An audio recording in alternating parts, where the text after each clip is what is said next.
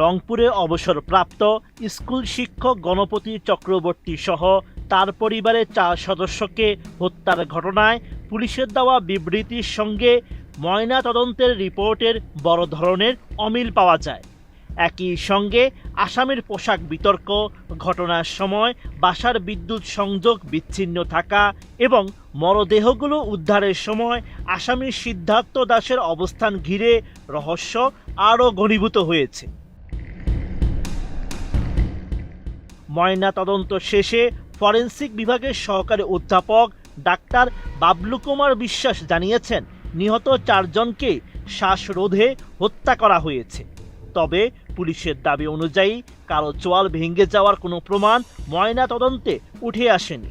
আরও স্পষ্ট করে তিনি জানিয়েছেন, নিহতদের মুখমণ্ডলে কোনো রাসায়নিক বা অ্যাসিড ব্যবহারের আলামত পাওয়া যায়নি, বরং কয়েকদিন মরদেহ পড়ে থাকায় পচন প্রক্রিয়ার কারণে স্বাভাবিকভাবে মুখ ও চেহারার এমন পরিবর্তন হয়েছে। পরীক্ষার জন্য বিভিন্ন নমুনা সিআইডির ল্যাবে পাঠানো হয়েছে। বডি থেকে যে সব স্যাম্পেলগুলি রাখা যায় সিআইডির জন্য, সেসব স্যাম্পেলগুলি আমরা রেখেছি। আমরা একটা সিআইডি ল্যাবে পাঠাবো। না, এরকম কিছু পাওয়া যায় না। চোয়াল কোনো ভাঙার সাইন আমরা পাইনি। না, এটা মানে পচে যাওয়ার কারণে এরকম দেখা যাচ্ছে। নতুন বাংলাদেশ গড়তে এলো জুলফিকার স্টিল। জুলফিকার স্টিল। এর আগে Rangpur metropolitan police commissioner Abdul মাবুদ দাবি করেছিলেন, নিহত আগামী চক্রবর্তীর মুখের চোয়াল ভেঙে দেওয়া হয়েছিল। ময়না তদন্তের তথ্যের পর পুলিশের এই দাবির সত্যতা নিয়ে প্রশ্ন উঠেছে। এদিকে হত্যাকাণ্ডের পর আসামিদের পোশাক নিয়েও সামাজিক মাধ্যমে তীব্র বিতর্ক শুরু হয়েছে।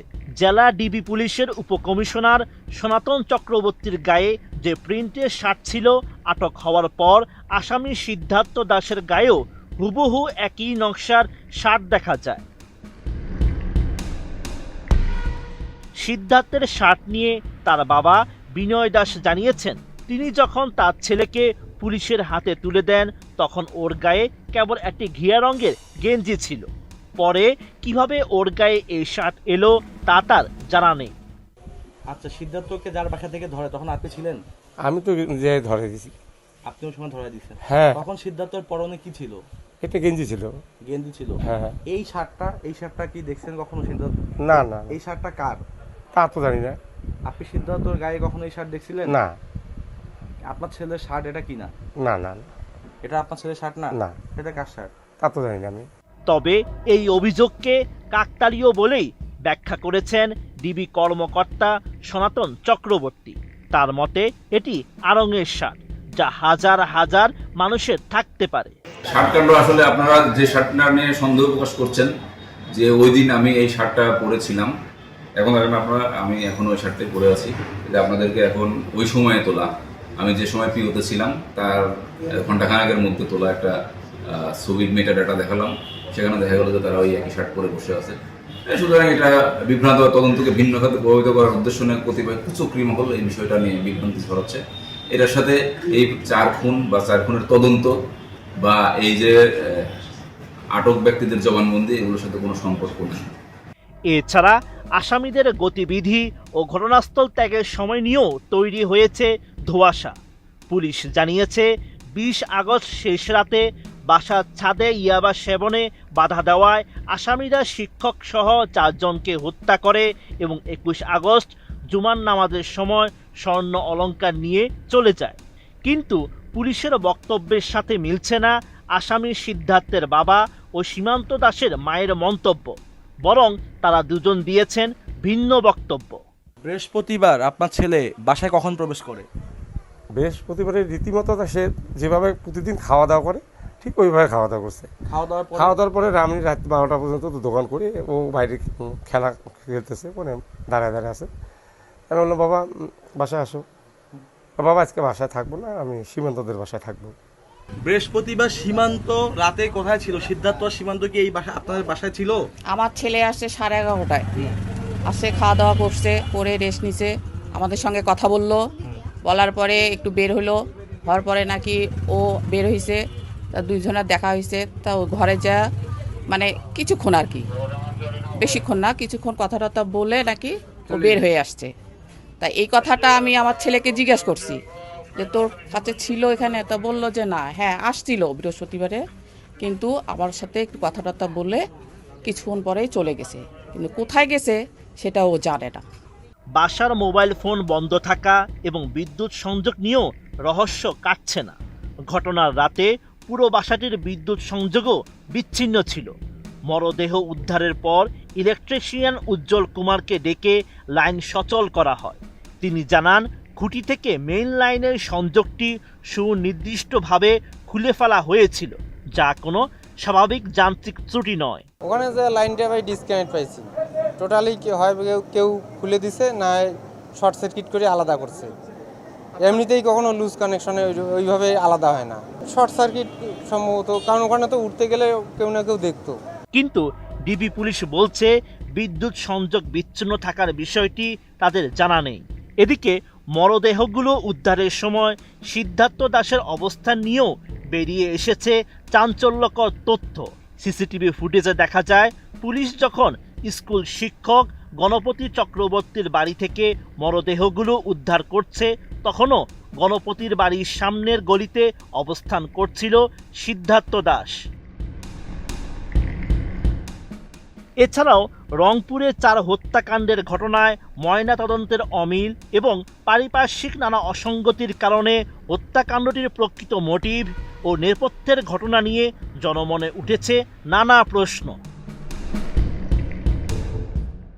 শেখ ফরিদ বলছে ওটা দেখো তো আছে কিনা, দেখলাম তো ওই যে বীর্য বেড়াচ্ছে। অ্যাকচুয়ালি না, এটা কেমিক্যাল দিয়ে ঝলসানো না, এটা হচ্ছে পচন প্রক্রিয়ারই একটা অংশ। পচন প্রক্রিয়ারই একটা অংশ, যে আপনার যে অংশটা এক্সপোজ থাকে সাধারণত সেই অংশটা আস্তে আস্তে কালো হয়ে যায়, এবং পুরো বডি অ্যাকচুয়ালি আস্তে আস্তে পচনের প্রক্রিয়াতেই কালো হয়ে যায়। এটার মধ্যে কোনো অ্যাসিড ঝলসানো টলসানোর কোনো কিছু নাই।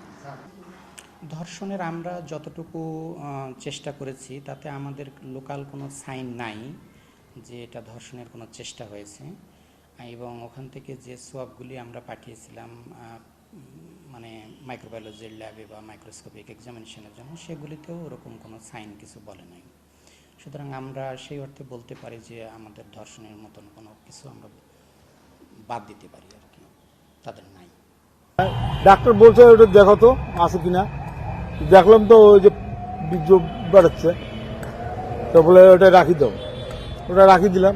এখন ডাক্তারের উপর তো আমি তো কিছু বলতে পারবো না। এখন ডাক্তার যদি রাখে, যদি ভিসা যদি রাখবার চায় যে ভিসা রাখি দাও, তাহলে রাখি দেবো।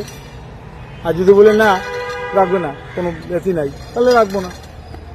ডাক্তার বীর্য যখন বেড়েছে, ডাক্তার বললো এটা ভেজালি সব বাড়ি করে নেয়, বাড়ি করে নিয়েছি। ভেজালি ঠিক আছে, কিন্তু মানে আপনার কি মনে হয়, এমনি আপনার সাথে এমনি এটা তো আলোচনা করতে না, এগুলো বাইরে বলা যাবে না। না বাইরে আমি বলি পরে ডাক্তার রিপোর্ট লিখবে আরেকটা, আর আমি বলবো আরেকটা। না, আপনি আমার সাথে এরকম করতেছেন, আপনি আমাকে বলেন। মেয়েটার বীর্য বাড়িয়েছে, বীর্যটা রাখছি আমি। মেয়ের মাকে দেখছে, তো ওই করছে বীর্য রাখো, ওটাও একটু সব বাড়িয়েছে। কথা বুঝছেন আমার, বাংলা কথা বুঝতে পারছেন বাবা, কিন্তু ওইগুলো বলা যাবে না বাইরে। ডাক্তার উপর নির্ভর, এখন ডাক্তারের উপর নির্ভর। ডাক্তার মানা করতেছে কেন তা বলতে পারলাম না আমি। কেউ মানা করছে তাদেরকে? বলতে পারলাম না, আমি তো বলে আমি শুনতেছি, কিন্তু ভিসা টিজা রাখে নাই। তা আপনি আমার সিনকে বলতে। রংপুর নগরীর দাসপাড়া, 4 দেয়ালের ভেতরে নিথর হয়ে পড়ে আছে একটি পুরো পরিবার। অবিকল কোনো সিনেমার দৃশ্য, কিন্তু না, এটি নির্মম বাস্তবতা। রংপুর জিরা স্কুলের অবসরপ্রাপ্ত শিক্ষক গণপতি চক্রবর্তী, তার স্ত্রী প্রীতিলতা চক্রবর্তী, তাদের 23 বছরের তরুণী মেয়ে আগামী চক্রবর্তী প্রার্থী এবং মাত্র 12 বছরের শিশুপুত্র প্রিয়ম চক্রবর্তী, এই 4 জনের মরদেহ উদ্ধার হল তালাবদ্ধ ঘর থেকে। যে পুলিশ সাংবাদিক দম্পতি সাগুন ও রুনি হত্যার রহস্যের জট 14 বছরেও খুলতে পারেনি, সেই পুলিশ কয়েক ঘন্টার মধ্যে 4টি হত্যার রহস্য খুঁজে পেয়েছে। কিন্তু পুলিশের এই রূপকথার গল্প বিশ্বাস করছে না কেউ, কারণ পুলিশের এই গল্পের আড়ালে লুকিয়ে আছে এমন 7টি অসঙ্গতি যা স্পষ্ট ইঙ্গিত দিচ্ছে ঘটনা যতটা সরল দেখানো হচ্ছে, বাস্তবতা তার চেয়ে 100 গুণ বেশি ভয়াবহ ও চক্রান্তমূলক।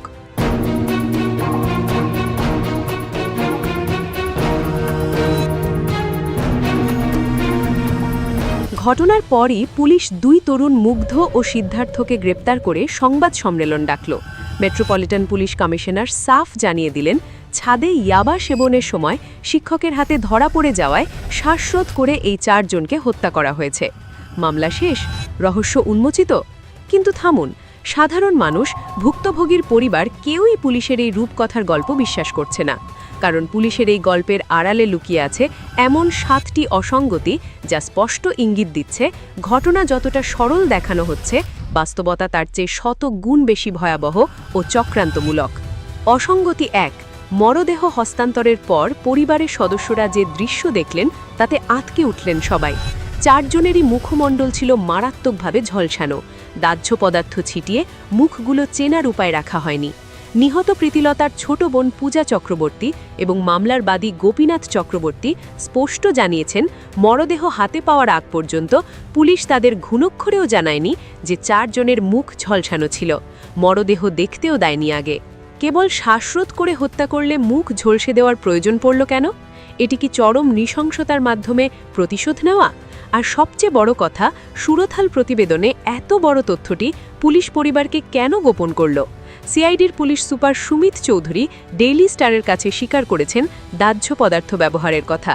তাহলে সংবাদ সম্মেলনে পুলিশ কমিশনার কেন গামছা পেঁচিয়ে শ্বাসরোধে হত্যার বয়ান দিলেন? অসঙ্গতি 2, রংপুর জেলা স্কুলের প্রধান শিক্ষক আবুল কালাম আজাদ ডেইলি স্টারকে নিশ্চিত করেছেন, মাত্র 1 মাস আগে নিহত অবসরপ্রাপ্ত শিক্ষক গণপতি চক্রবর্তী তার প্রভিডেন্ট ফান্ডের নগদ 15 লাখ টাকা ব্যাংক থেকে তুলেছিলেন। নিজের অসম্পূর্ণ বাড়ির কাজ শুরু করতেই টাকাটি ঘরে রাখা ছিল। কিন্তু পুলিশের ভাষ্যমতে অভিযুক্ত নাকি ইয়াবা খেতে গিয়ে হঠাৎ ধরা পড়ে যাওয়ায় খুনগুলো করেছে। অসঙ্গতি 3, এবার আসি পুলিশের গল্পের সবচেয়ে অদ্ভুত ও হাস্যকর অংশে। পুলিশের দাবি, পাশের 3 তলা ভবন থেকে লাফিয়ে 2 তলার ছাদে নেমেছিল মুগ্ধ ও সিদ্ধার্থ। একটু যুক্তি দিয়ে ভাবুন, পাশে একটি সম্পূর্ণ ফাঁকা নির্মাণাধীন 3 তলা ভবন রয়েছে, সেখানে কোনো মানুষ থাকে না, পাহারা নেই, লাইট নেই। ইয়াবা সেবনকারীদের জন্য সেটাই তো স্বর্গরাজ্য। তারা সেখানে ইয়াবা না খেয়ে ঝুঁকি নিয়ে লাফ দিয়ে মানুষের বসবাস করা 2 তলার ছাদে নামতে যাবে কেন? আর 3 তলা ছাদ থেকে লাফিয়ে 2 তলার ছাদে নামা কি এতই সহজ? কোনো শব্দ হবে না, কারো হাত পা ভাঙবে না? অসঙ্গতি 4, এত ঠান্ডা মাথায় একের পর এক 4টি মানুষকে কোনো শব্দ বা প্রতিরোধ ছাড়া খুন করা এত সহজ? পুলিশের কাছে এই 2 তরুণের বিরুদ্ধে আগে কোনো চুরি, ছিনতাই বা মারামারির অভিযোগ পর্যন্ত নেই। কোনো পূর্ব অভিজ্ঞতা ছাড়া 2 সাধারণ তরুণ কিভাবে এত নিখুঁত ও নৃশংস পেশাদার খুনির মতো 4 জনকে একাই শেষ করে দিল? অসঙ্গতি 5, অপরাধ বিশেষজ্ঞদের সবচেয়ে বড় যে বিষয়টি চোখে পড়েছে তা হল খুনের সময় বাড়িটির বিদ্যুৎ সংযোগ আগে থেকেই বিচ্ছিন্ন করা ছিল। যদি ইয়াবা সেবন নিয়ে গণপতির সাথে তরুণদের তাৎক্ষণিক কথা কাটাকাটি আর ঝগড়ার জেরে খুন হয়, তবে ঘরের বিদ্যুৎ লাইন আগে থেকে কাটা থাকবে কিভাবে? কথা কাটাকাটির মাঝে অভিযুক্তরা কি মেইন সুইচ বন্ধ করে এসে তারপর খুন করেছে, নাকি এটি ছিল একটি সুপরিকল্পিত হত্যাকাণ্ড? অসঙ্গতি 6, 4 জনকে নির্মমভাবে খুন করার পর খুনিরা কি করেছে জানেন? পুলিশের দাবি তারা নাকি দৌড়ে পালায়নি, শান্ত মাথায় ফ্রিজ থেকে শসা বের করে খেয়েছে, বাথরুমে গিয়ে ধীর স্থির হয়ে গোসল করেছে, আর সোনা আসল না নকল তা পরীক্ষা করে আগুনে পুড়িয়ে দেখেছে। একটি ক্রাইম সিনের মধ্যে এত সময় কাটানো, 4টা তারতাজা লাশ পাশে রেখে শসা খাওয়া আর গোসল করা, এটা কি বাস্তবে অপেশাদার তরুণের পক্ষে সম্ভব, নাকি সাধারণ মানুষকে ভুল বোঝাতে বি গ্রেড ক্রাইম সিনেমার মতো কৃত্রিম গল্প দাঁড় করানো হচ্ছে? এবার একটু মানব মনস্তত্ত্ব ও শারীরিক সক্ষমতার দিকটি বিশ্লেষণ করা যাক। একটি বাড়িতে 4 জন সদস্য উপস্থিত, একজন সুস্থ প্রাপ্তবয়স্ক পুরুষ, একজন নারী, 23 বছরের তরুণী সন্তান আর 12 বছরের চটপটে কিশোর। 2 জন মাত্র অভিযুক্তের পক্ষে কিভাবে সম্ভব এক এক করে 4 জনকে ঘায়েল করা? গণপতি চক্রবর্তীকে যখন গলায় গামছা পেঁচানো হচ্ছিল, তখন যদি ধস্তাধস্তি হয়, তবে সিঁড়ি দিয়ে নামার সময় স্ত্রী বা মেয়ে চিৎকার দিলেন না কেন? 23 বছরের তরুণী মেয়ে কি প্রতিবেশীদের ডাকার জন্য একটা আর্ত চিৎকারও দিতে পারল না? যে দাসপাড়া এলাকাটি একটি ঘন বসতিপূর্ণ জায়গা, যেখানে প্রতিবেশীদের ঘর লাগোয়া, সেখানে 4-4টে মানুষ খুন হয়ে গেল, অথচ কেউ কোনো শব্দ বা বাঁচাও চিৎকার শুনতে পেল না। ভিকটিমদের কি আগেই চেতনানাশক কিছু খাইয়ে অচেতন করা হয়েছিল, নাকি ঘটনাস্থলে আসামির সংখ্যা 2 জন নয়, ছিল একদল প্রশিক্ষিত ঘাতক? পুলিশের দুর্বল গল্প, লজিক্যাল গ্যাপ এবং স্বজনদের তোলা যুক্তিসঙ্গত প্রশ্নগুলো প্রমাণ করে দাসপাড়ার এই 4 খুনের পেছনে গল্প যতটা সহজ দেখানো হচ্ছে, অন্ধকারটা তার চেয়েও অনেক বেশি গভীর। 2 তরুণকে সামনে দাঁড় করিয়ে কি মূল পরিকল্পনাকারীদের আড়াল করা হচ্ছে? আপনার কি মনে হয় গ্রেপ্তারকৃত তরুণরাই আসল অপরাধী, নাকি এর পেছনে লুকিয়ে আছে গভীর